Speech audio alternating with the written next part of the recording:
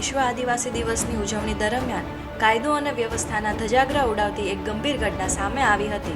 Permission વગર DJ ઘુસાડવાના મામલે આમ આદમી પાર્ટીના હોદ્દેદારો અને સ્થાનિકોએ પોલીસ સાથે સીધી બબાલ કરી હતી. ગાડીઓની આડમાં રસ્તો રોકી પોલીસ પર હુમલો કરવામાં આવ્યો હતો. આ હિંસક પથ્થરમારામાં એ ડિવિઝનના એક પીએસઆઈ, 2 મહિલા કોન્સ્ટેબલ અને એક પોલીસ કોન્સ્ટેબલ ગંભીર રીતે ઘવાયા છે.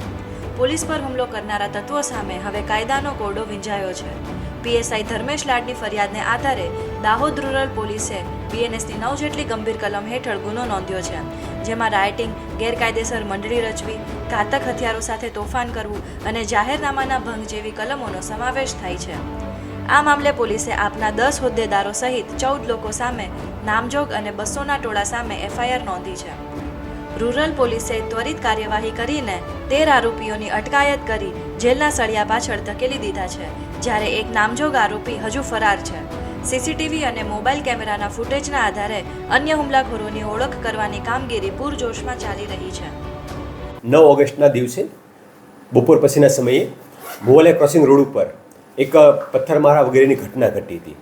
જે ઘટનાની હકીકત મુજબ આમ આદમી પાર્ટીના અમુક હોદ્દેદારો અને કાર્યકરોએ વી સપોર્ટ ચૈત્ર વસાવાના બેનર સાથે ઉશ્કેરાટ ફેલાવી, રસ્તો રોકી, એમ્બ્યુલન્સ, સરકારી બસો વગેરેને રોકી, પોલીસ સાથે ઝપાઝપી કરી, ધક્કામુક્કી કરી પોલીસ પર પથ્થરમારો કર્યો હતો અને પોલીસ દ્વારા જરૂરી બળપ્રયોગ કરી તેમને વિખેરવામાં આવ્યા હતા.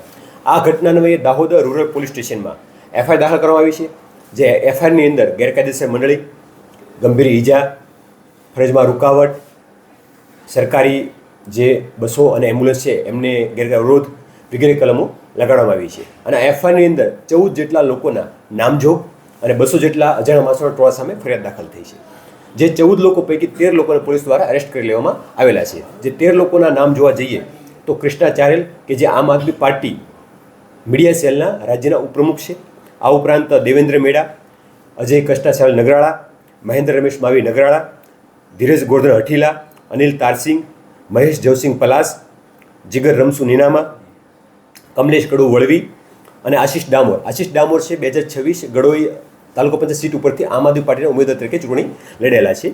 આ 10 લોકો ઉપરાંત અને અન્ય લોકો છે તેમના કાર્યકર્તાઓ છે. આ 10 લોકો આમ આદમી પાર્ટી સિવાય વિકાસ ભરત બિલવાળ, શંકર પરમાર અને સતીશ બબેરિયા છે. ટોટલ 13 લોકોને પોલીસ દ્વારા અરેસ્ટ કરી લેવામાં આવેલા છે.